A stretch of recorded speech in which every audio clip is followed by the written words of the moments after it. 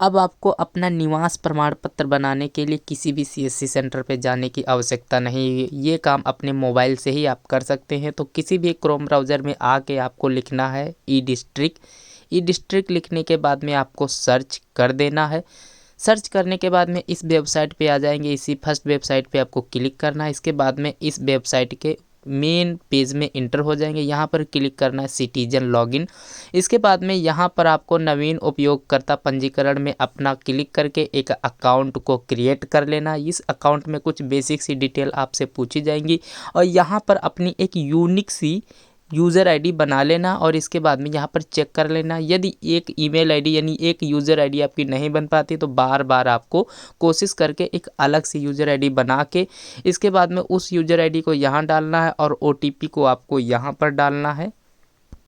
यानी user ID जो यहाँ पर आप बनाएंगे इस पेज को कंप्लीट करने के बाद में आपके मोबाइल नंबर पर एक वन टाइम पासवर्ड को सेंड किया जाएगा। उस पासवर्ड को आपको यहाँ पर आना है और यहाँ पर आने के बाद में आपको यूज़र आईडी में अपनी जो यूज़र आईडी यूनिक बनाई वो वहाँ पर डालना है। उसके बाद में ओटीपी को यहाँ पे फिल करना है इस पासवर्ड में।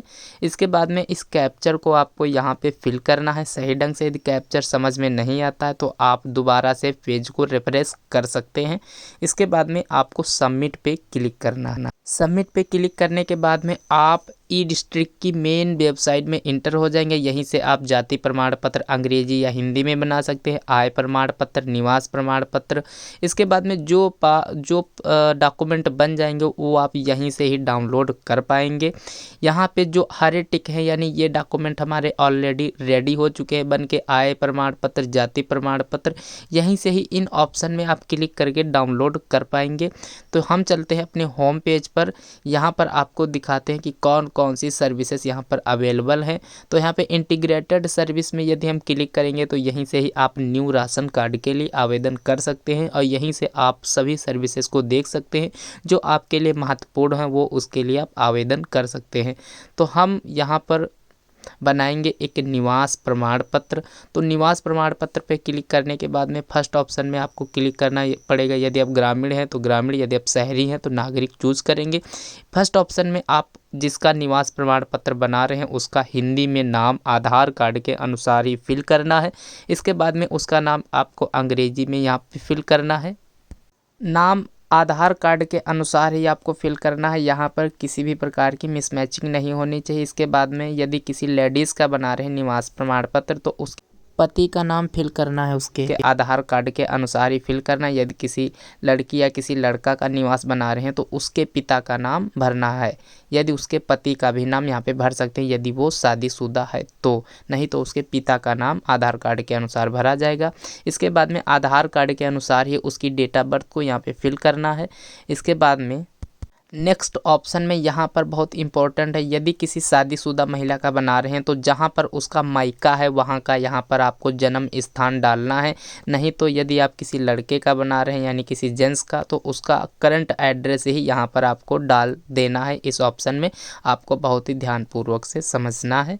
इसके बाद में नेक्स्ट ऑप्शन में यहाँ पर उसका मकान नंबर यदि पता है तो डालेंगे, नहीं तो इसमें 0 लिख देंगे। इसके बाद में उसके मोहल्ले या उसके गाँव का नाम यहाँ पर आपको डालना है या उसके पोस्ट का भी नाम यहाँ पर डाल सकते हैं यदि वो गांव में रहता है कैंडिडेट तो।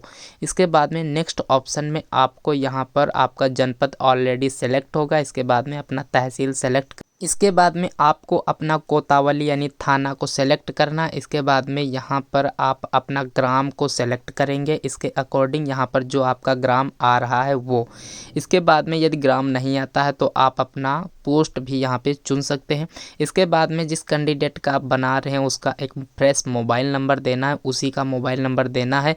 नहीं तो उसके मोबाइल नंबर पर यदि किसी भी तरीके की यहाँ पे मिसमैचिंग करते हैं तो उसके मोबाइल नंबर पर तहसील की तरफ से, लेखपाल की तरफ से कॉल किया जा सकता है। तो उसी कैंडिडेट का यहाँ पर मोबाइल नंबर देना अनिवार्य है।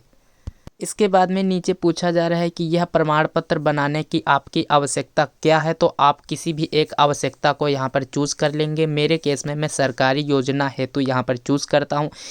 यहाँ पर पूछा जा रहा है कि क्या इससे पहले आपका कभी भी निवास प्रमाण पत्र पहले जारी हुआ है, तो जारी हुआ तो यस करेंगे, उस निवास प्रमाण पत्र का आवेदन नंबर फिल करना है। नहीं जारी हुआ है तो यहाँ पर नो पर क्लिक करेंगे। राशन कार्ड नंबर डालना चाहें तो डाल सकते हैं, मैंडेटरी नहीं है।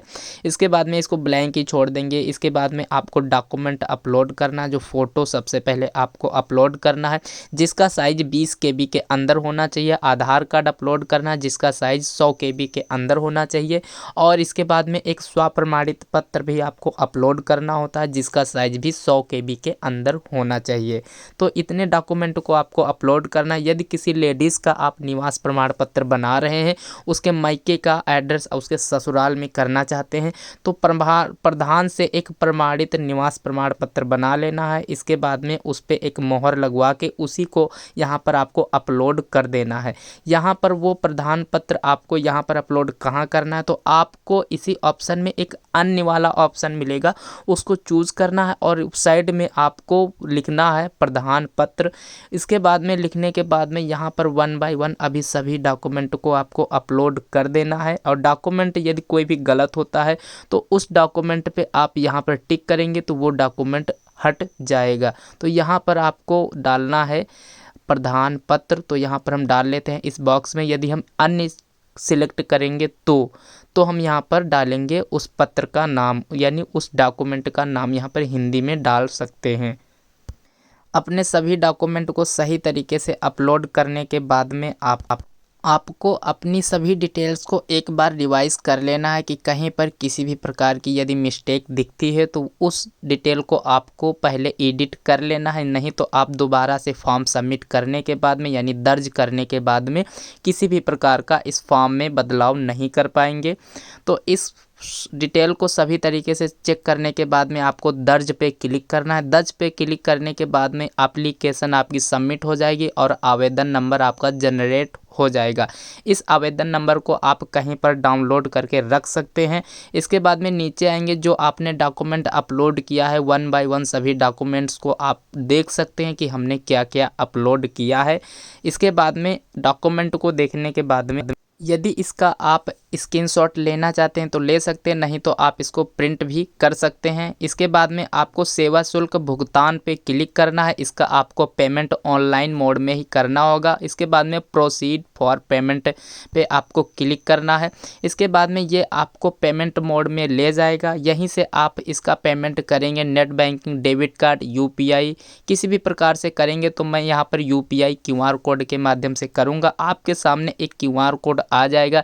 इस QR कोड में आपको 5 मिनट के अंदर ही पेमेंट करना है, नहीं तो ये 5 मिनट के बाहर QR कोड एक्सपायर हो जाएगा और आपका पेमेंट भी फेल्ड हो जाएगा। तो इसके लिए आपको अपने गूगल या फ़ोनपे का स्कैनर को ओपन करना है और इसको स्कैन करके 15 रुपये का पेमेंट आपको कंप्लीट कर देना है। यदि किसी भी प्रकार का पेमेंट करने के बाद में एरर आ जाता है तो अगेन आपको अपने ई-डिस्ट्रिक्ट पोर्टल में अपना यूज़र ID एंड पासवर्ड को फिल करना है और अपना अकाउंट फिर से लॉगिन करना है। इसके बाद में आपको यहाँ पर कुल लंबित आवेदन पे आपको क्लिक करना है। इसके बाद में आपके जितने कुल लंबित आवेदन यानी आप कितने आवेदन अभी तक किए हैं वो आपको यहीं पर दिखाई देंगे। तो आज की डेट में आपने कौन सा आवेदन किया है तो उस डेट को यहाँ पर आप देख लेंगे। इसके बाद में इसके बाद में अपनी डेट को यानी जिस डेट को आपने अपना आवेदन किया है तो उसके सामने वाली आवेदन संख्या पे आपको क्लिक करना है। क्लिक करने के बाद में सबमिट करना, सबमिट करने के बाद में इसको सुरक्षित करना है। आप अपनी रिसिप्ट को यानी पेमेंट रिसिप्ट को यहीं से स्क्रीनशॉट या डाउनलोड ले सकते हैं। आपका आवेदन प्रोसेसिंग लेवल में चला जाएगा। इसके बाद में आपका लेखपाल के द्वारा वेरीफाई किया जाएगा। वेरीफाई करने के बाद में आपका ये देखिए यहाँ पर कॉर्नर ऑफिसर के लिए सेंड कर दिया गया है। इसके बाद में आपका प्रोसेसिंग लेवल में हो जाने के बाद में यहाँ पर निस्तारित आवेदन में आएंगे। आपका जब यहाँ पर लेखपाल के द्वारा वेरीफाई कर दिया जाएगा तो आप यहीं से ही अपना ग्रीन टिक के सामने आवेदन नंबर पे क्लिक करके अपना आवेदन यहीं से ही कंप्लीट डाउनलोड कर सकते हैं अपना निवास प्रमाण पत्र बन जाने के बाद में।